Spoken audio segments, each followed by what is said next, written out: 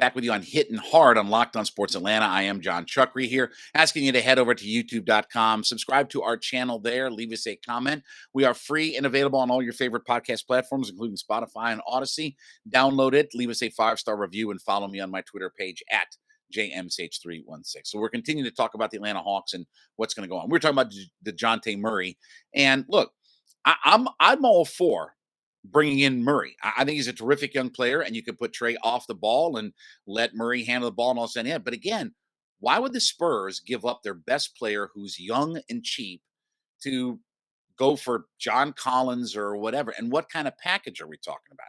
I'm for, again, bringing a guy like that in if it makes sense, and I'm not giving up the farm just to bring him in. Now, by the way, okay, even though I understand that he led the league in steals, I'm going to give you 3 defensive ratings of players in the NBA, and you tell me which one is Murray. 111.4, 108.5, 117. Which one of those do you think is Murray? If you said 108.5, you'd be correct. So he's the lowest of those 3 I just gave you. One guy's Trey Young at 117. The other guy's Donovan Mitchell at 111.4. So defensive rating, wow, for everybody to, oh, you can't have Mitchell on the floor. Well, Mitchell grades out as a higher defensive rated player than even what Murray does. So you can have Murray, you can have Mitchell out there. Now, let's talk about Donovan Mitchell. That's a guy that I'm very intrigued by because I know he's a big time scoring threat, big time scoring machine. Is he undersized? Yeah, fine. But again, when we're talking about Murray and Mitchell and guys like that, you can find, if you're a good coach and you got star players, you find a way to get those guys on the court and play with one another. Well, we need defense. Go get some role players to play defense. Go find some guys that can fill a specific role. Go find me a backup point guard who's a defensive-minded guy. Go find me that. That's what you get. Last I looked, the general manager for the Hawks and the president of basketball operations, they making fish heads and rice. They're getting paid pretty well, aren't they? How many millions are you getting paid? Well, how many millions do you think they're getting paid? Go find those guys. That's your job, is to go find guys that fit specific roles and things like that. And if you don't, you know what happens in the world of sports when you don't put together the right group of guys and figure it out? They fire you. They fire you. They move on to the next guy, right? So anyway, I'd be all for Murray, but I want to see what kind of package we're talking about, here. Now, Bradley Beal. I know it's the next name everybody's going to be. Well, Bradley Beal opted out. I've heard people say, oh, he's not coming back to Washington. What's that based upon? Bradley Beal has not said he's not coming back to Washington. Bradley Beal, if he gets his $248 million 5-year extension, he's going to sign with the Wizards. It's like everybody. You opt out of your contract and you wait for your big deal to come from your team. Remember all that talk about, oh, Giannis is leaving Milwaukee. He's going to leave. He's going to head to the Lakers and he's going to go there. Well, what Giannis end up doing? He signed the 5-year Supermax.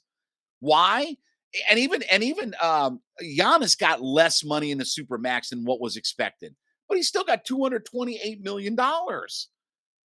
These guys in the NBA aren't giving up 50, 60 million guaranteed dollars worth of money. Why would they do that? Would you do that?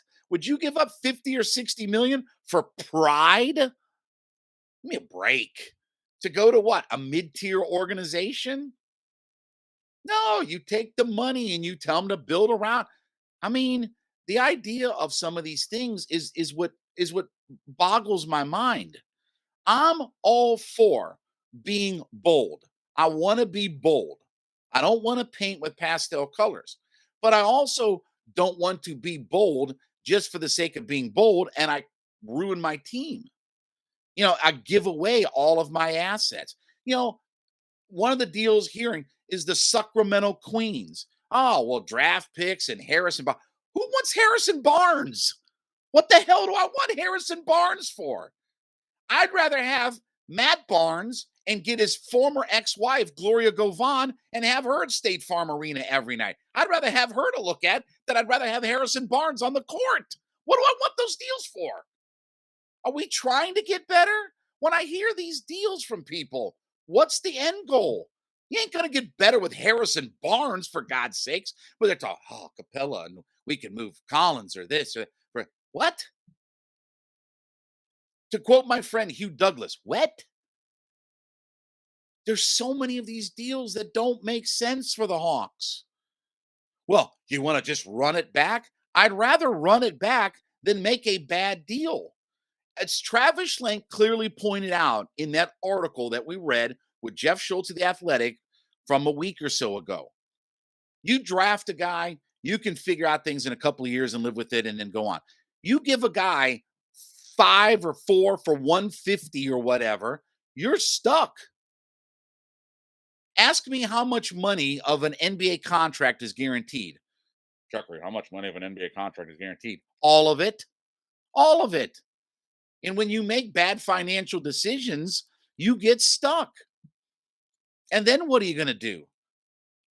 Then how are you going to move around and try to figure out how to get your team better and this, that, and the other? So I'm all for let's go make a big move and let's go get a star. I'm all for it. You know, but the reality is that there's a very small, finite group of those players that are at that level. Yeah, Bradley Beal is a star. I will gladly take Bradley Beal. But you have to help me understand when you say, oh, yeah, we'll go get Bradley Beal. Okay, you can't offer Bradley Beal as much as what Washington is. And Washington has been very clear and direct. They want Beal. They want to build around him. Oh, but he opted out. So they all opt out. LeBron opts out. Kevin Durant opts out. They all opt out. James Harden, part of the trade for James Harden was he had to agree to opt in this year. That was part of the deal with Philadelphia and Brooklyn is Harden had to agree to opt in so that the Sixers didn't watch him just walk away or something. And that's why he's talking about signing a short-term extension. He'll opt in and sign a short-term extension, and then he'll be there for a couple of years, and he'll move on. He'll opt out again. They all opt out.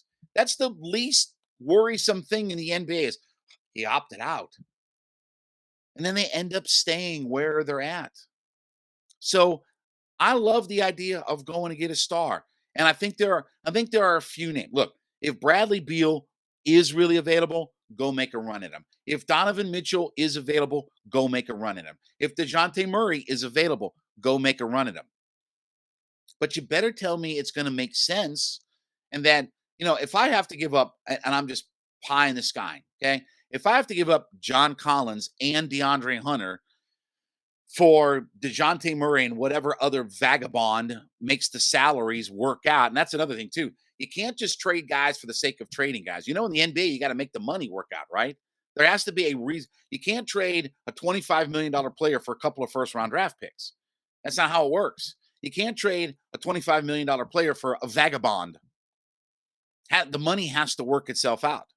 So if I'm giving up, let's say I got to give up Collins and DeAndre Hunter for Dejounte Murray, how much better am I? I haven't gotten better on my wing defense. I don't have one of my post players. I don't have any really offensive inside presence. I've got my centers. My backcourt's a lot better, but am I really better as a team? Maybe. Maybe you are, but that's a lot to give up. I might give up one of those guys, but I don't want to give up both. But you hear these deals and you start thinking to yourself, if they pull this deal off, either my general manager is the dumbest guy on earth or somebody hit him in the back of the head with a sledgehammer. Because that's all I can figure out. It's got to be one or the other if I'm going to give up the farm. Make it make sense. There has to be something that is a deal to make both franchises better, whatever that is.